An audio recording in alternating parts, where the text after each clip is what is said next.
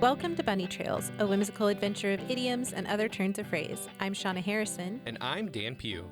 Each week, we take an idiom or other turn of phrase and try to tell the story from its entry into the English language to how it's used today. You know how when you get together with family over the holidays or at a reunion or something, there's always that one temperamental relative?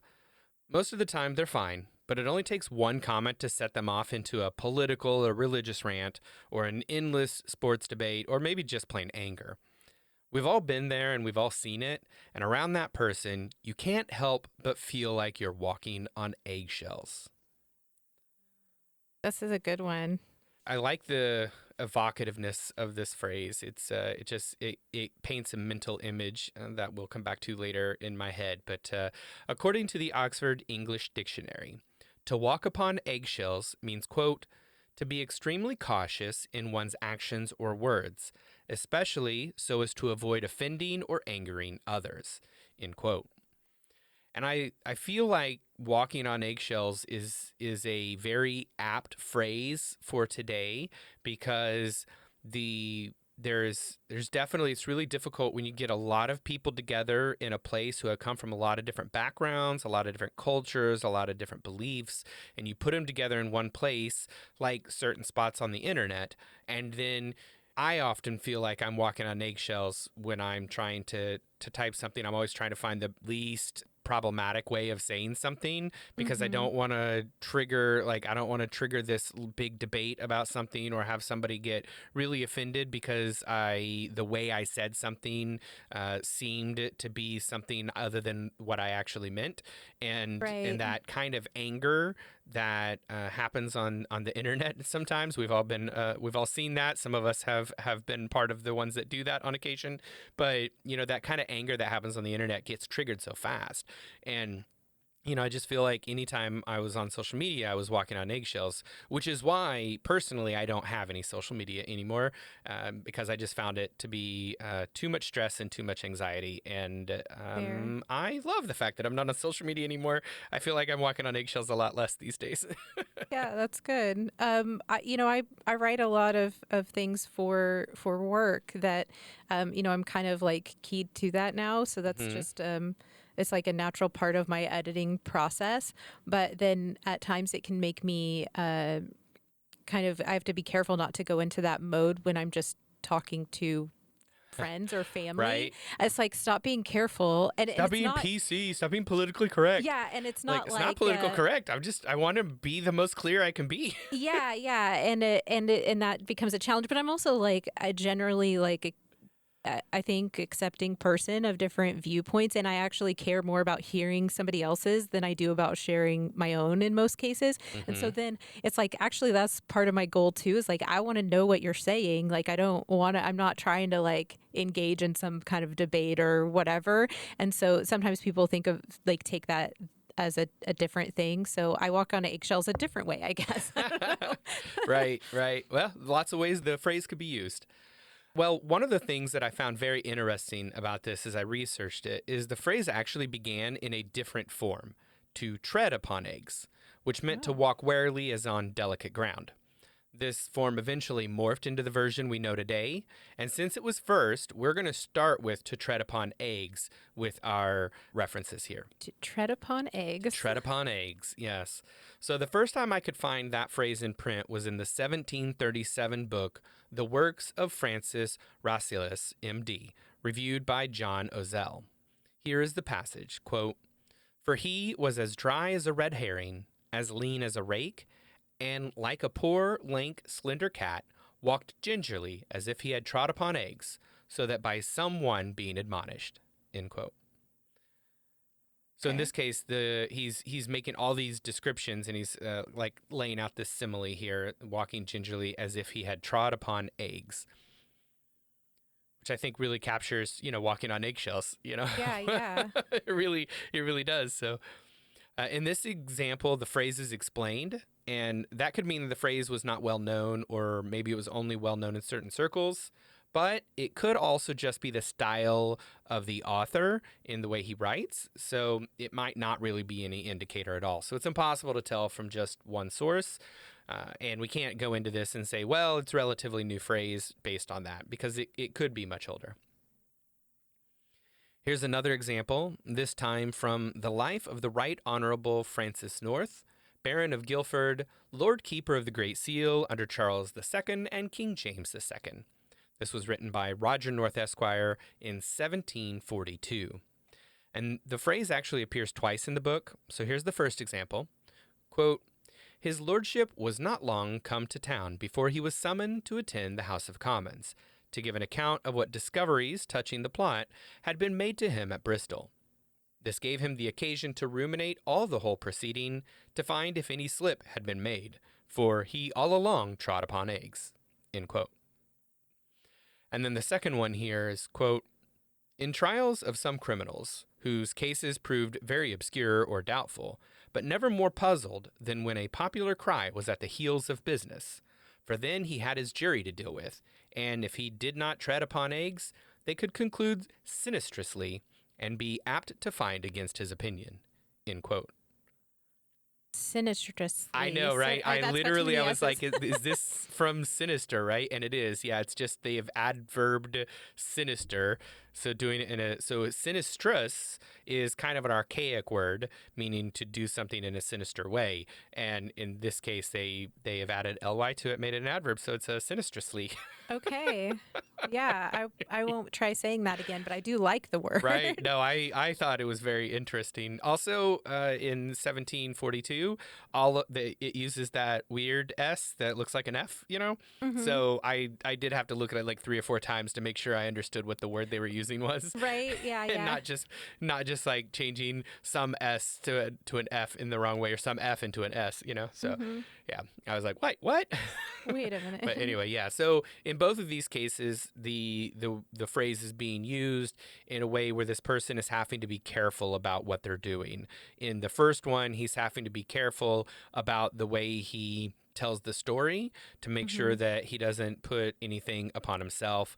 And in the second one, they're talking about someone who is on trial in a general sense, and that someone who is on trial must be very careful, because if they do something that upsets the jury, then that human nature may take over, and then they will conclude. This is why sinistrously is being used here, in a sinister way, because they don't like the person, so they'll find against them, right? So that's what they're making the case there, that the jury may use emotion rather than fact to come to a thing. So you have to Right. walk on eggshells, or in this case, tread upon eggs, to be very careful about what you're saying. I got to be honest, that's like one of my irrational fears. Like I think it might be the only one I have left, is like that I would be on trial, and like that you have to be so careful about what you say, and like remembering everything perfectly, because like I'm one of those people that like when emotions start to get involved, I forget everything that ever existed and happened in what order it happened in.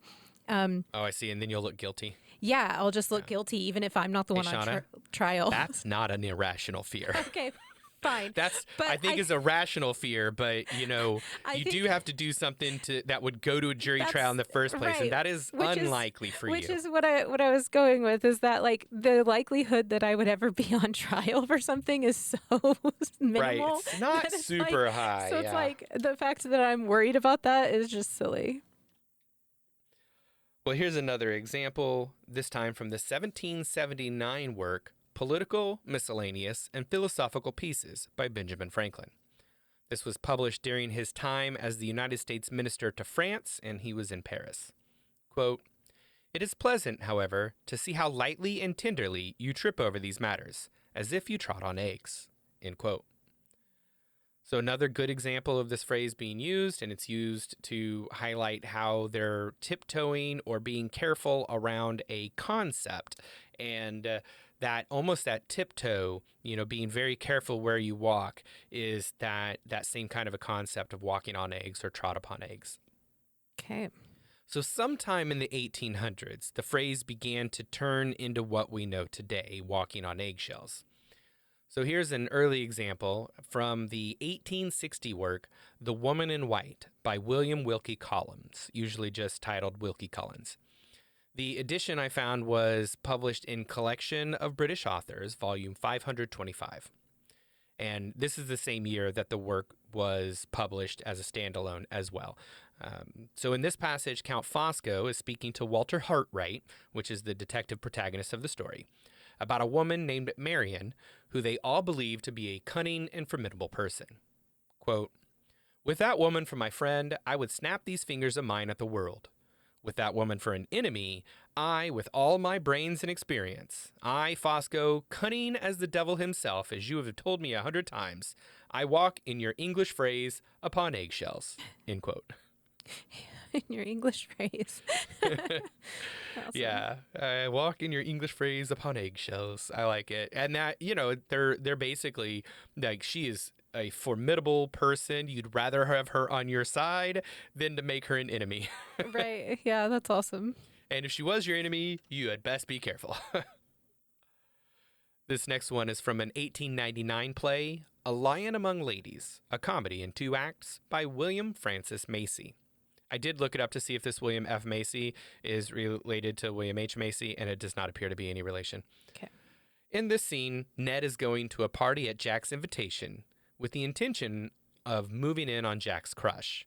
He tells this to Marion, which is a different Marion than the last one. Okay. So he tells this to Marion, and Marion responds, quote, "Oh, indeed. Suppose I should tell her that."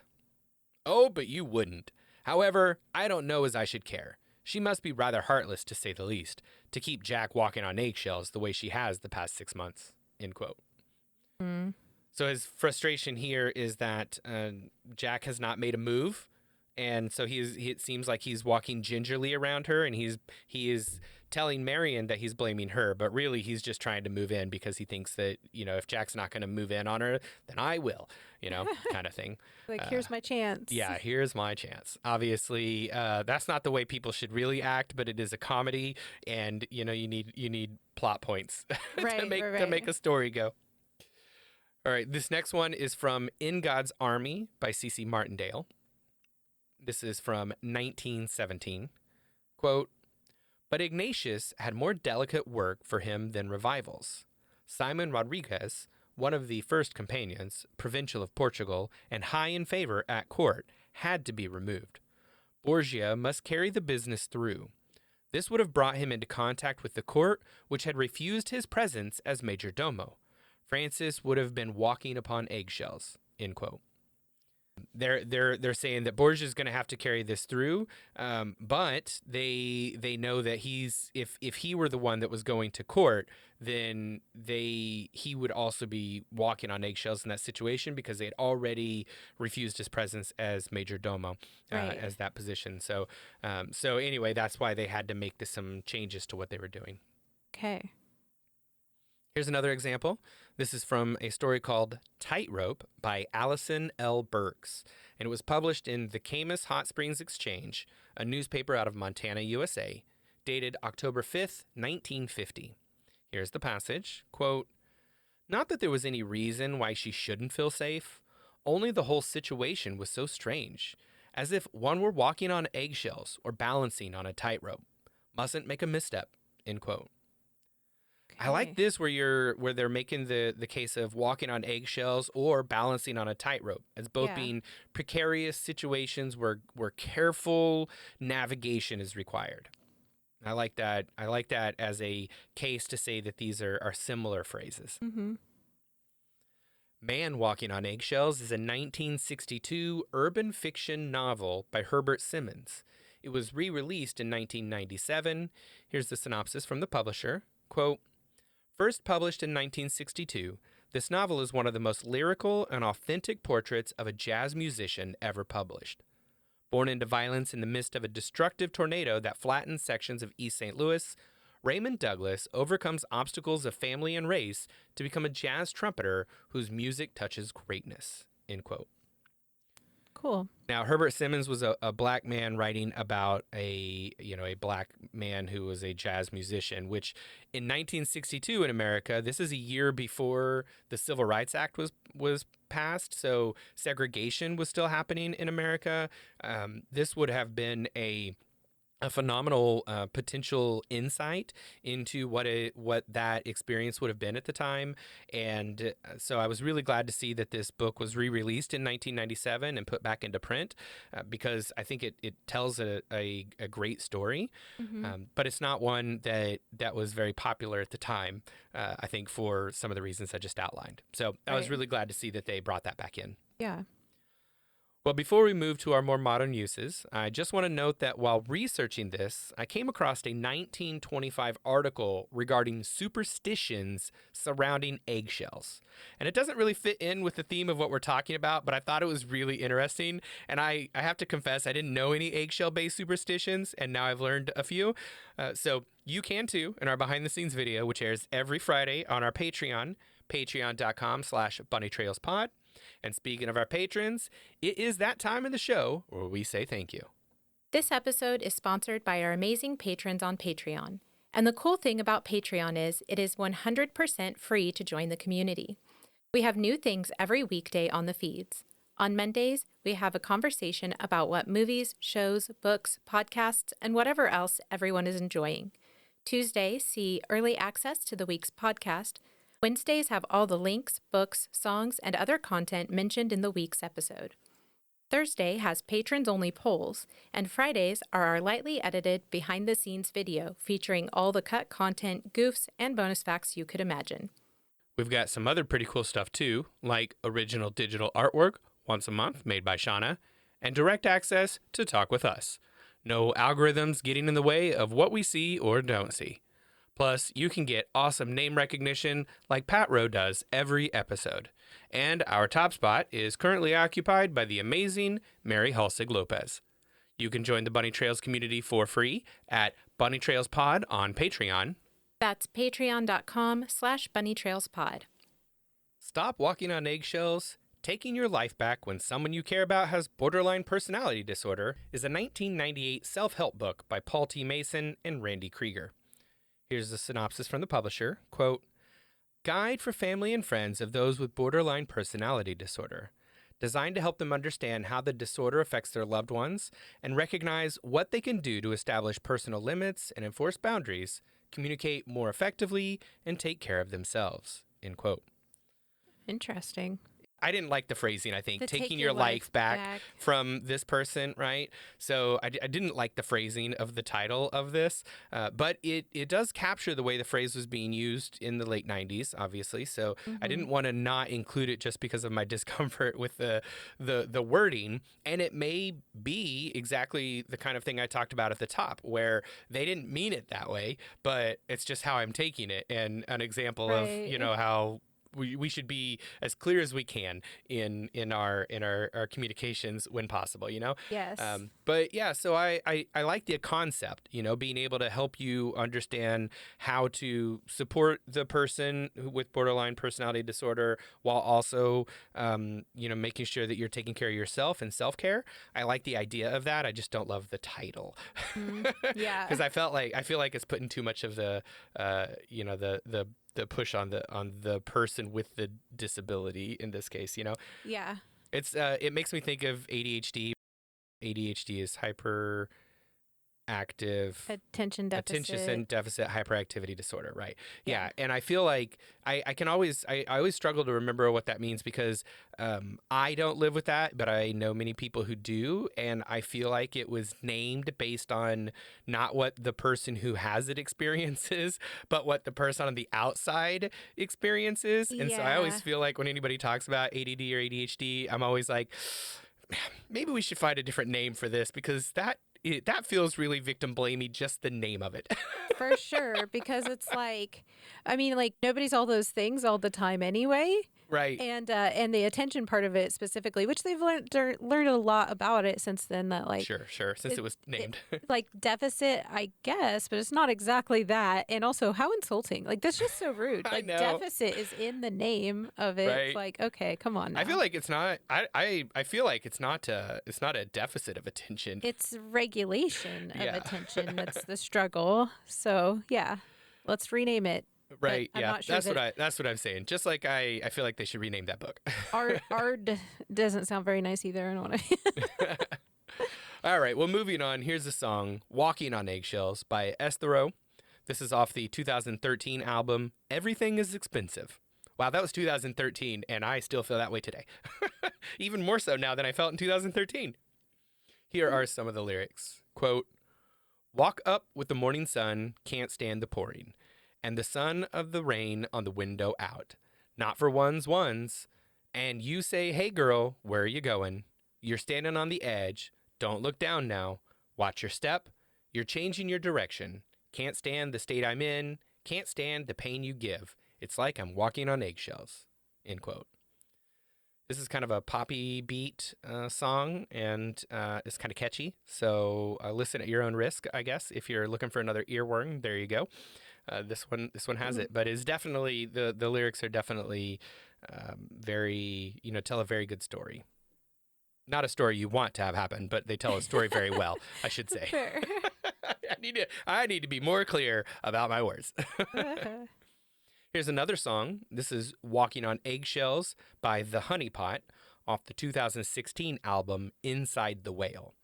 This song has a definite psychedelic style to it. Here are some of the lyrics. Quote, lost in a silence, distance healed some of the wounds you inflicted inside. Don't try to tell me you were lonely. There was always another number to ring from the list of women waiting for you.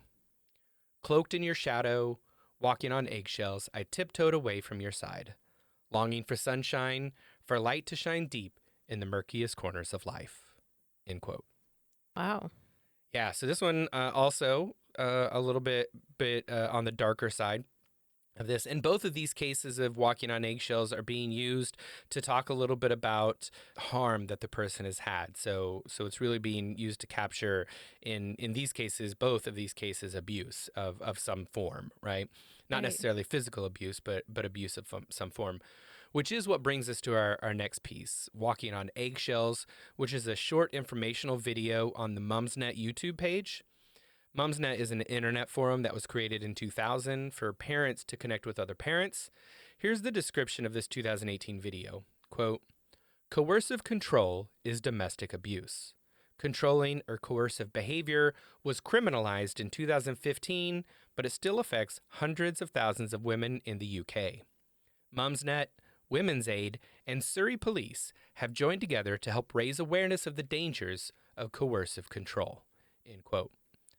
So the video is about 16 minutes long, and it just highlights what coercive control is, talks to some survivors of coercive control, and just really helps bring some awareness to what that term means, especially in the UK specifically, and highlighting that it is a form of domestic abuse. Yeah.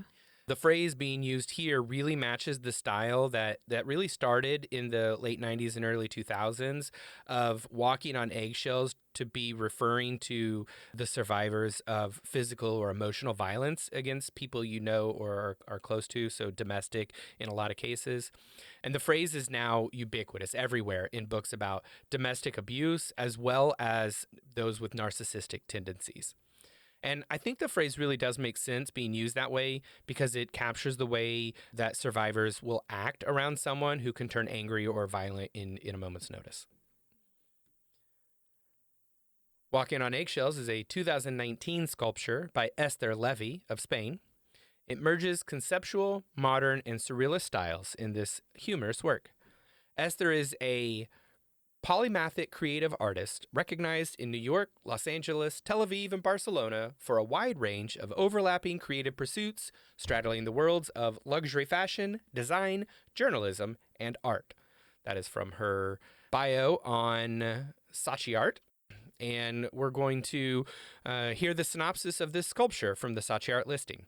Quote, walking on eggshells belongs to a series of sculptures that focus on feelings. How do you feel? There are moments when you feel you have no choice but to step over and stumble through the fragility of eggshells, risking your heels. It's that delicate situation that requires the ability to move on without offending anyone. Oops. This two-sided painting offers another conversation piece. Behind, left in the past, is an original oil portrait of an ugly woman. It was given to me as a birthday present in a non-sophisticated dinner party I offered where only rags and recycled gifts were suggested. Carmen found the painting on the street and decided it was the perfect recycled gift. It definitely won most original. Yet the painting was dark, creepy, and heavy. Once I dragged it home, I decided to respect her past behind, turn it around and think forward, move on.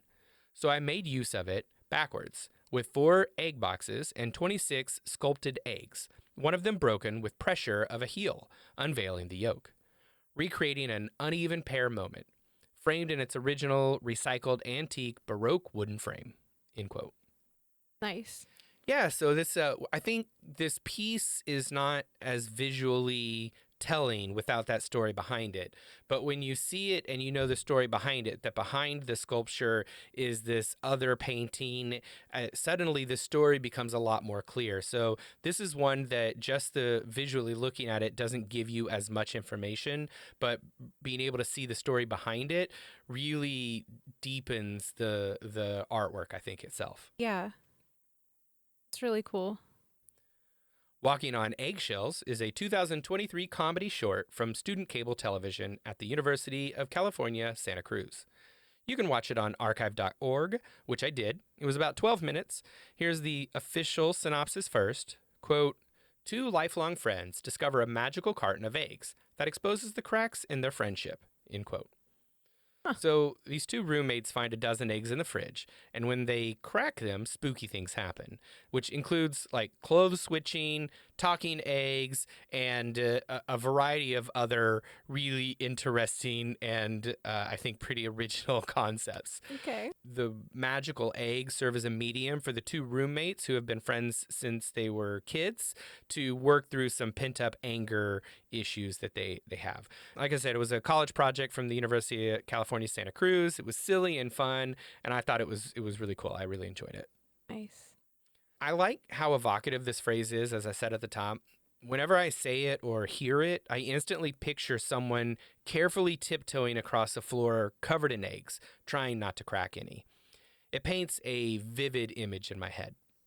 But I hate why the phrase exists in the first place. I don't like that people actually feel like they have to walk on eggshells.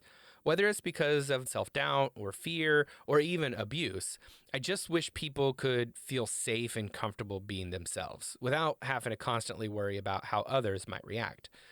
Maybe the best thing we can do is just to try to be more accepting of each other so that no one feels like they have to tiptoe through life.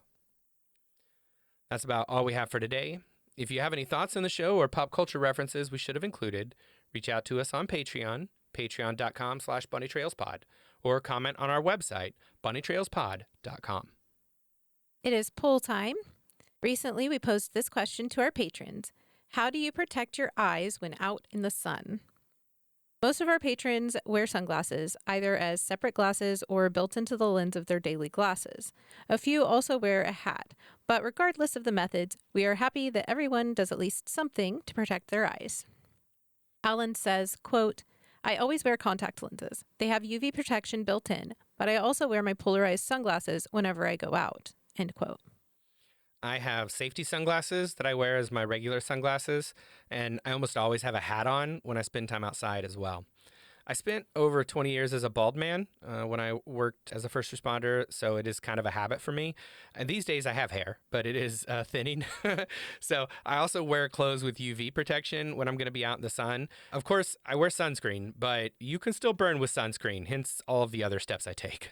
Dustin adds, quote, sunglasses and staying indoors. Sunscreen does not work. I repeat, sunscreen does not work, end quote. I feel like that's you too, Shauna. Shauna will literally, it can be the middle of winter and Shauna will be wearing sunscreen. Yeah. It definitely doesn't protect your eyes that much, though. No, that's true. Yeah. Sunscreen will not do anything for your eyes. So, Well, hang on. Now, I have some spray-on sunscreen that I use when I'm like in the kayak or something. No. Do you think I could spray that directly in my eyes? No. No one try Don't it. try Do that not at try home. that. Don't do that. Don't try it anywhere. Yeah, so I mean, I'm allergic to the sun. in a real way, not just as a joke. Right. But, though it's a little, I think it's funny. You think it's funny. I just call you a literal vampire. But yes, you are very much actually allergic to the sun. Yeah. It is So I generally not funny, really, but I'm glad that you have a good sense of humor about it. I just avoid the sun. Like in general, that's the best practice for that. However, I can't entirely avoid going outside. So I do the hat, if I'm going to be outside, if more than a few minutes. And, my contacts also have that cool filtering effect. So, Nice. you just do all the things. Sunglasses, everything. That's it. Do them all. Carry a parasol. Yeah, that sun is no joke. It's the most powerful thing in our solar system. Okay, that's yeah, sure. Thanks, Shauna. Accurate. Great point. Yeah. Well, as a reminder, our silly polls mean absolutely nothing and are not scientifically valid. And patrons of all levels, including our free tiers, can take part. Head over to patreon.com/bunnytrailspod to take this week's poll. Thanks for joining us. We'll talk to you again next week. Until then, remember, Words belong to their users.